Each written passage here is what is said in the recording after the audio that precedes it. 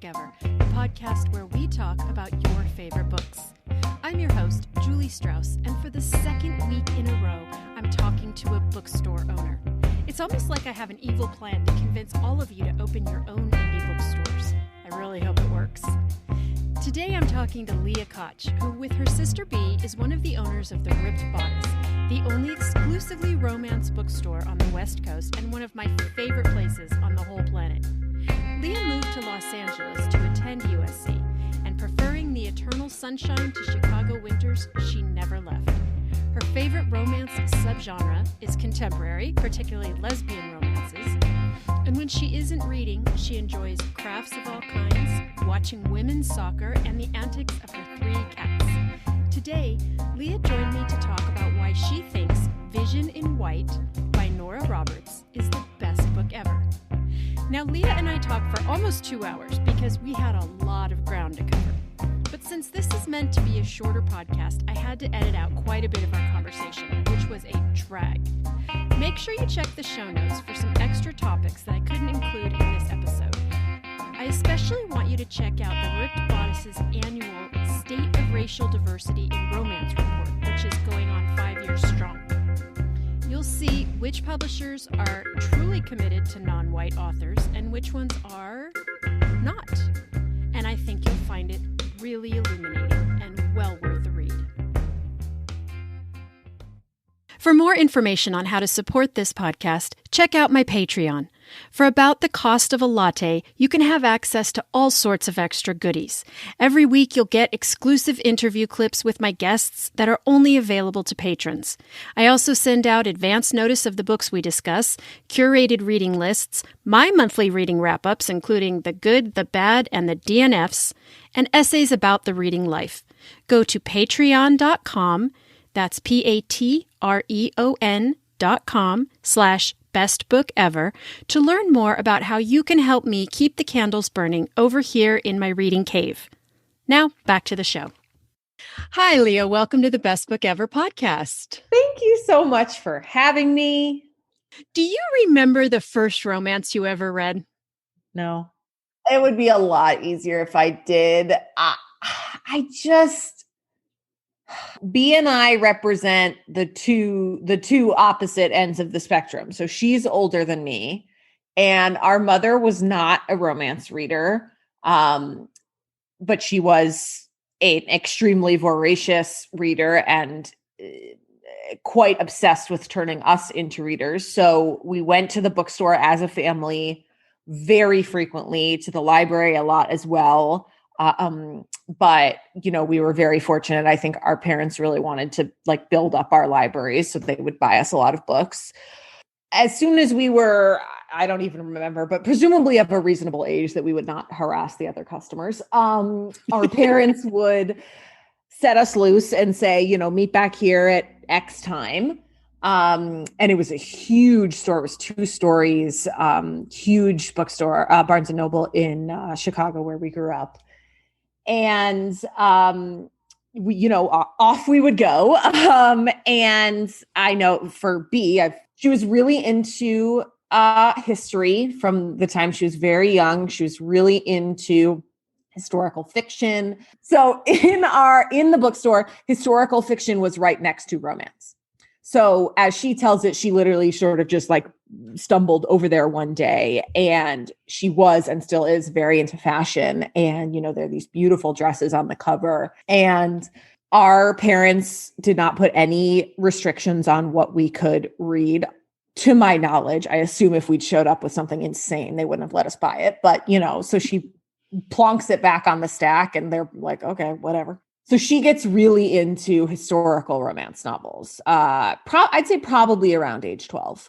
That's more unusual. And then I am the more typical, where you get it from a relative.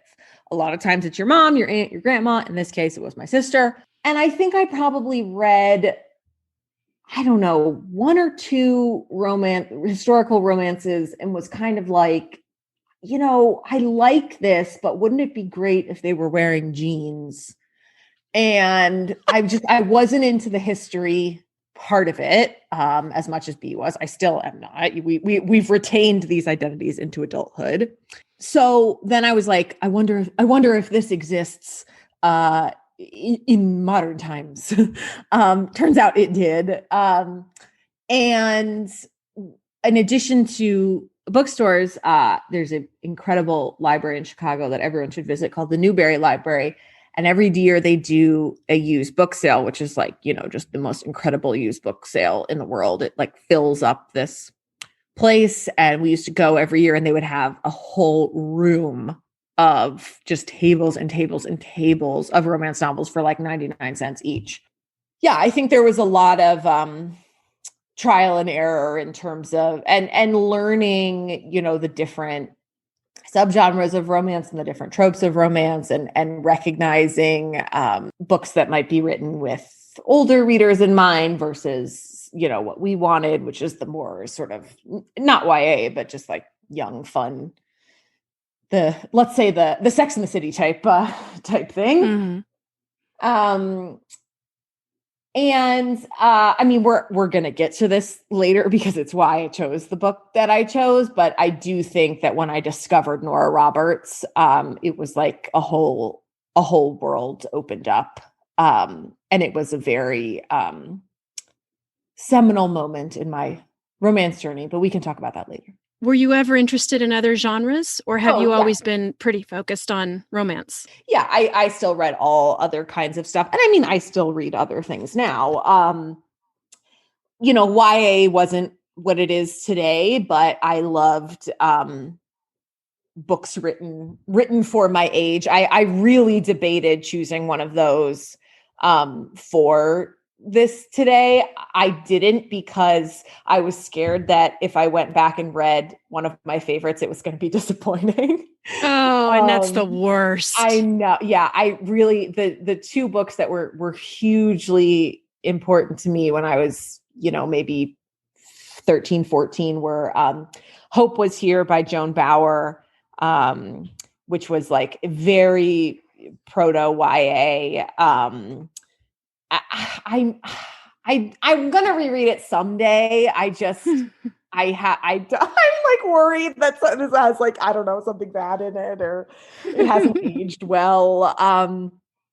And then Phyllis Reynolds Naylor had a series of books that were just called the Alice series, about the world's most ordinary girl named Alice. They start when she's in about 4th grade, and go until she dies. I mean, basically, not really, but basically until she goes to college. And, it's one of those things that I just hit it at the right moment and was the exact same age as her. And she would release 1 or 2 books a year, like per grade. And they, she was just so normal. Like she, lived in the suburbs of Maryland and had friends and, just nothing crazy ever happened in a, let's say, fantasy sense. I mean, I will say there's somewhat, after school special, like in which everything that can ever happen to a teenager happens to somebody that she knows, like mm-hmm. Somebody has an eating disorder and somebody gets pregnant and somebody does drugs and blah, blah, blah, blah, blah. But it's like, it stretched over such a long period of time. And her mother has died when I can't remember how old she was, but she doesn't have a mother, which was the point, and neither do I. And she's like very close with her dad. And she did end the series. The very last book is called Now I'll Tell You Everything. And it's from when she graduates college until she's like 60. And it's truly one of the most vivid memories of my reading life. Again, spoiler for a decade-old book.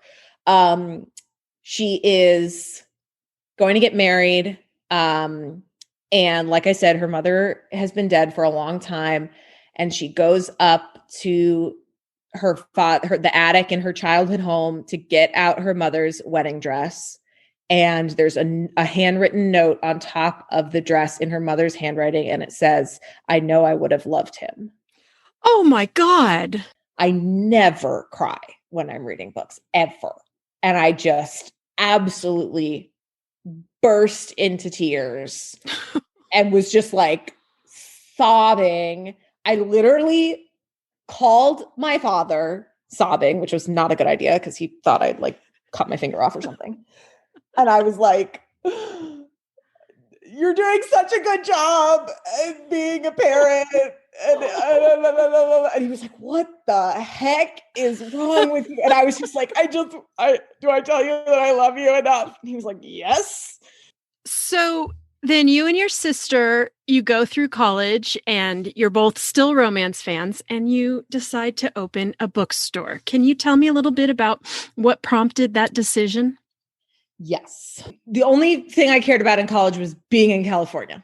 And so I went to USC and I had no idea what I wanted to do with my life.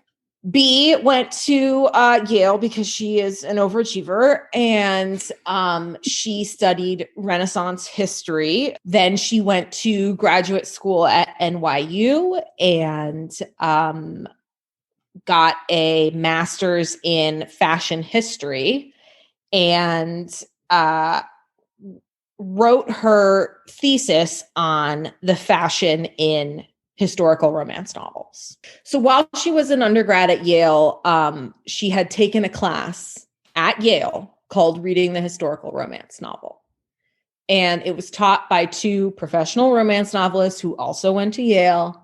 And she will tell you, and has told me many times, you know, it was incredibly important for her to see, especially these other students at Yale who were really obsessed and interested with this genre, and to have it examined in this very academic way.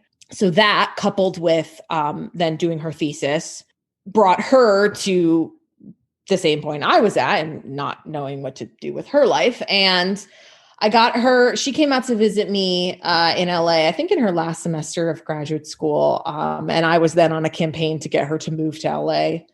I was driving her to the airport, and we decided that was the good time when we had 20 minutes left to start the discussion of what we were going to do with the rest of our lives. You know, we sort of came to two conclusions, one of which is that we actually like each other and we wanted to we're happier when we live in the same place, and we wanted to be together.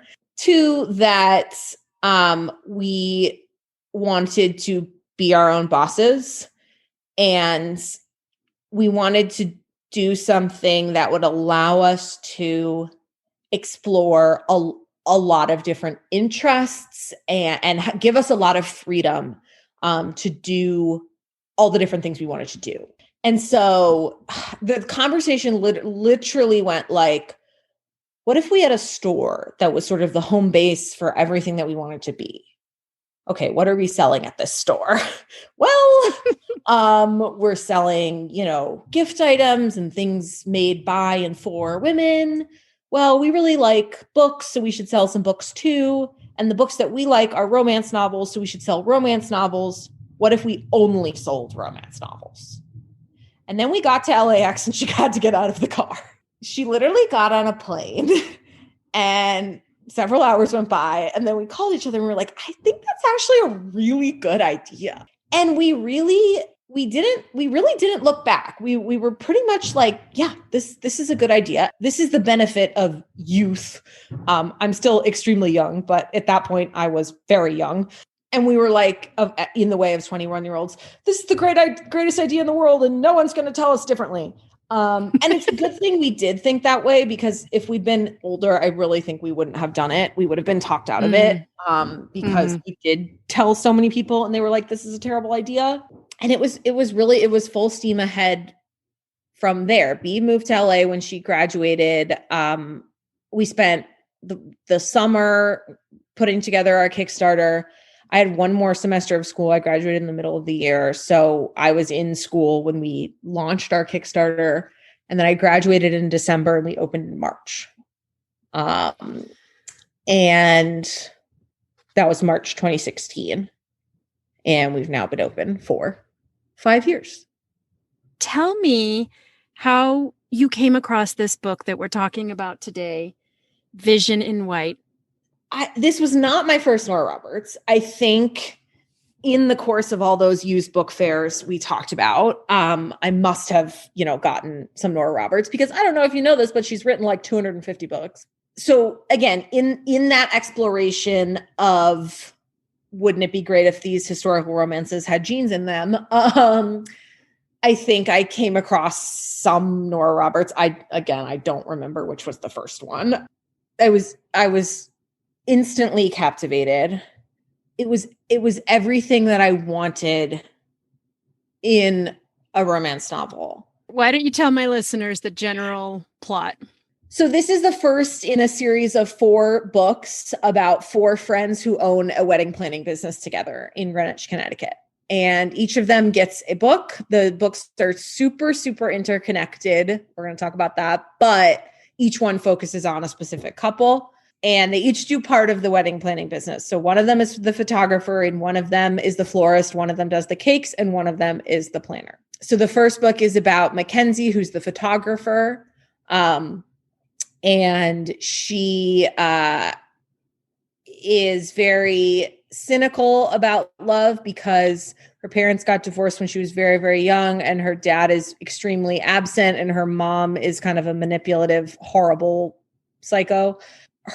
She reconnects with a boy she briefly went to high school with, who she has basically no memory of, and he had this crazy crush on her when they were in high school, and now he is an English professor at that same high school, and his sister is getting married and comes to the place where they do the weddings, and they reconnect. So tell me why this one hit you so hard. Well, there's a lot of reasons, but it's mainly the 4 friends that are at the center of it. They have been friends since they were children, and they decide to go into business together. And they are romance novels, obviously, but it's really 4 books about their friendship and the ways that it's evolves as they've become adults. And it's just really, they're really interwoven in each other's lives. And it's the way that they support each other. They're all business women. They're really confident about themselves. And they're really, as much as in this book in particular, Mackenzie is sort of, she's very cynical about love. She's sort of unsure about the whole relationship thing. But the whole book, they're like, wow, we're really great at our jobs.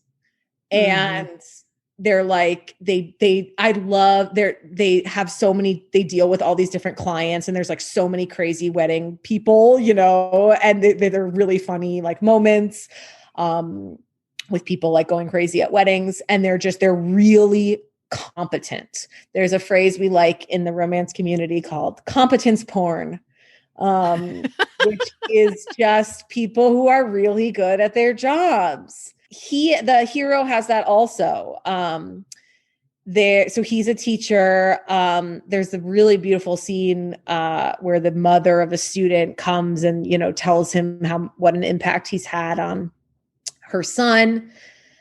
So the other thing I like about this book, and really liked about it when I was young and didn't know I didn't have the words for this. In romance, there are alpha heroes and there are beta heroes. And obviously there are books that don't have heroes at all, but we'll get to that in a second. An alpha hero is probably exactly what you're thinking of. Maybe he starts off as an asshole, or even if not, he's very dominant, for lack of a better descriptor. And many, many, many, many people like that. And I like that sometimes.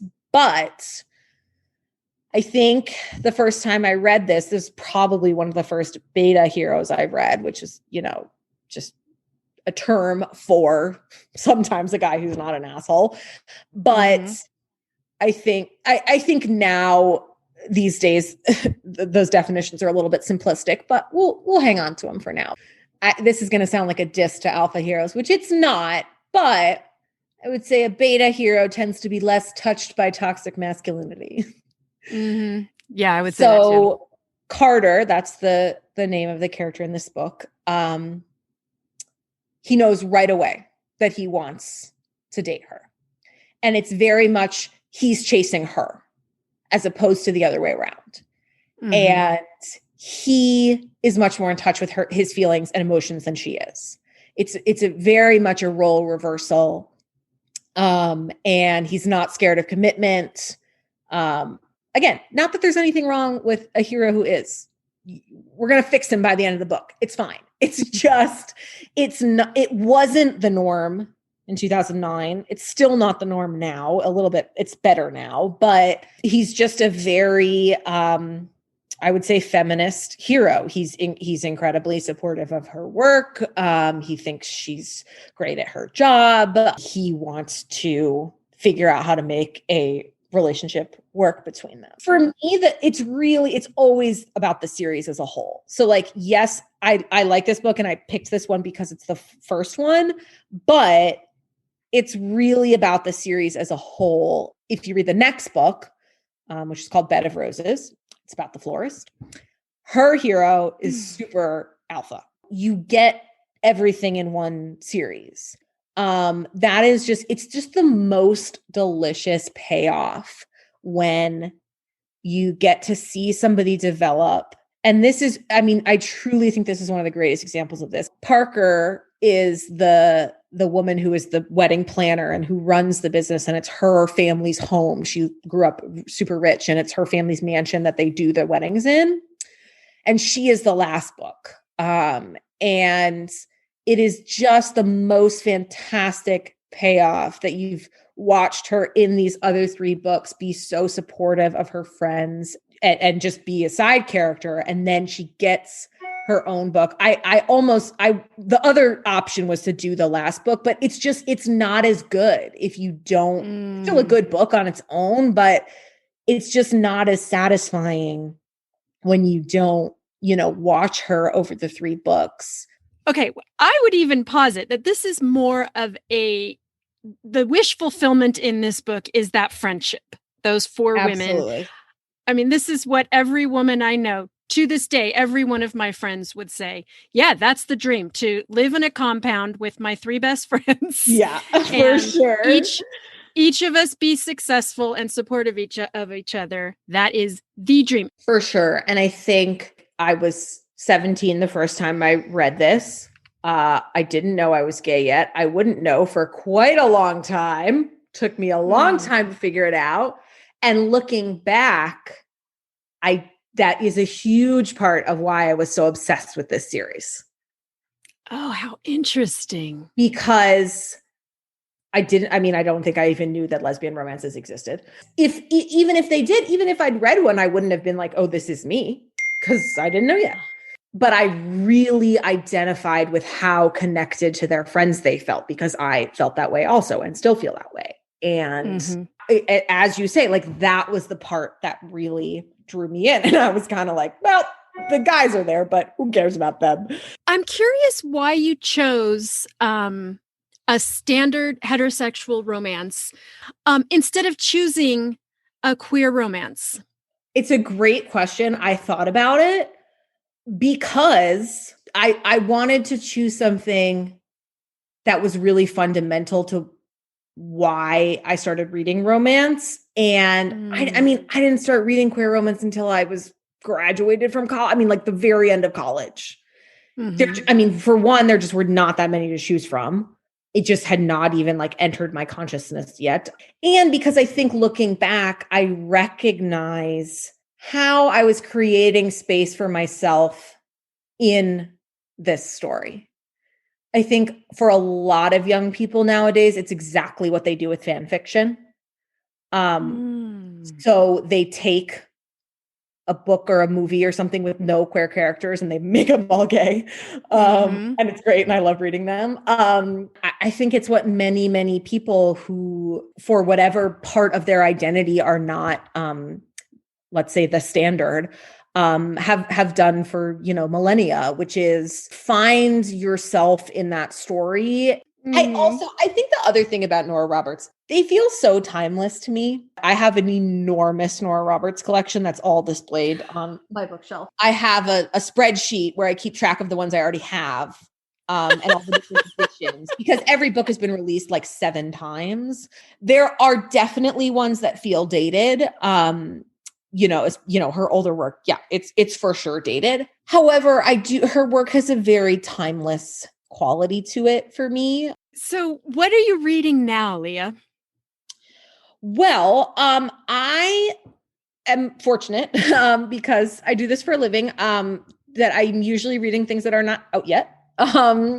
So we have a subscription box that we send out every month. So I'm usually I'm choosing the books for August and September right now. But I'm currently reading. I tend to read about 2 to 3 books at a time. So right now I'm reading a book called "I Kissed a Girl." I assume based on the Katy Perry song. That's by Jeanette Alexander. And that's an FF romance. It's quite entertaining so far. Their work, it's set on the set of a B horror movie. Oh, fun. Yeah. So one of the women is an actress who has gotten totally pigeonholed into being only in horror movies. And then the other woman is a special effects makeup artist. So I'm enjoying that so far. And then I'm also reading Uncharted by Adriana Anders, who I really enjoyed. The first book in the series is called Whiteout, and it's about these people who get stranded in Antarctica. And the second book, it's the same. They're sort of the bad guys are these shadowy government agency kind of thing. But this time they're stranded in Alaska. Are these romantic suspense? Yes. Oh, okay. Which is not generally my jam because, as I said, I'm very squeamish and scared of everything. These ones I like. I'm not sure why. I think they're just, I think I like the really different setting. They're very sort of adventure-y in addition. They're currently, the couple is they were out in the wilderness and they're trying to get back to warn the town that the bad guys are coming. So one or both or none of those may end up in our end of summer boxes. So we're getting a little sneak peek here. Yes. And I'm actually going on a little trip this weekend to visit a friend in Portland. So I'm how many books should I bring for 2 days? And of course, Powell's is in Portland. Yeah. So she was oh, I have to work for a little while. I'm great. I will go to Powell's and you will not rush me. Yeah, the question is not how many books you bring to Portland. The question is how many empty suitcases do you bring to Portland? I know, it's a real problem. Yeah. Whenever I go to an independent bookstore with someone, I'm always can you go get a coffee or something? And they're no, I'm fine. I'm trust me, you're not fine. I'm going to be here for hours. Let's tell my listeners how they can find you and support your business, even if they are not Southern California people. Great. Okay. So first thing is our website, which is therippedbodicela.com. We ship all over the world. Gotcha. The other thing is that we will ship you pretty much any book. It does not have to be a romance novel. If you go on our website and you type in The Joy of Cooking, it will come up. So we can send you pretty much anything. And we're very happy to. Obviously, if you want recommendations for romance novels and things like that, there's a section on our website of staff picks, which is a great place to start, but we will send you anything. You can follow us on Instagram and Twitter. We are The Ripped Bodice. And Facebook. We do all kinds of content. One really fun thing coming up, which it's probably ready to go at this point. On June 1st, we start our summer bingo, which we have done every summer. This is the 5th year. So it's a free bingo card.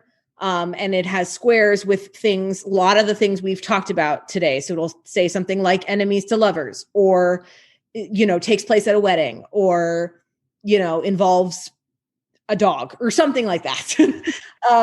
And you can check off boxes as you read books that meet that criteria.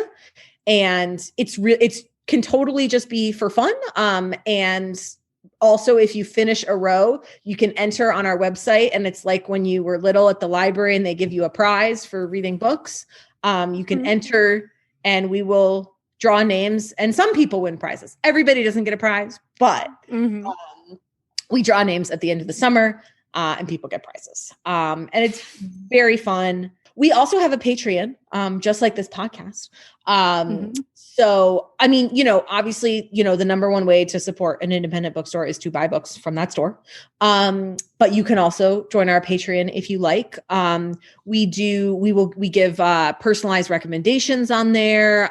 We do all different kinds of stuff. We do videos and behind the scenes stuff. Oh, and then the box that I mentioned, our subscription box, you can get that on our website, but it also has its own website, which it's called readromancerepeat.com. And that is our subscription box. And every month you get 2 books and a little extra item such as a mug or candle or notebook or something like that. And people have really been enjoying those.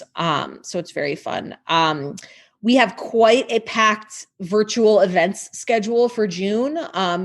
We will hopefully be back to doing some in-person events towards the end of the summer, maybe early fall, but we're still totally online, so you can come to any of them no matter where you live. If you just want to say hi, feel free to shoot us an email or say hi on Twitter, and tell us that you heard us here, and we'll talk about anything you want to talk about. I want to thank you for joining me today. This was so much fun talking to you, as I knew it would be. And it's not going to be long until I can actually come see you and buy things from you in person. And I cannot wait. Oh, that'll be so great. So great to talk to you, Julie. And I want you to come in wearing your mask and you're going to point to yourself and say, "I'm Julie, remember?" I will. Because my hair's different. So you'll never know. Oh, fantastic. I look forward to seeing it. Thanks for listening, bookworms. For more information on this episode and links to all the books we discussed, go to our website, bestbookeverpodcast.com. You can also follow the podcast on Instagram at bestbookeverpodcast. I'm your host, Julie Strauss, and you can find me everywhere as Julie Wrote a Book. If you loved this episode as much as I loved making it, why not leave a review wherever you're listening? Each review helps new listeners find my work, and I'm so grateful for your help. Thanks for joining me today, and I will see you at the library.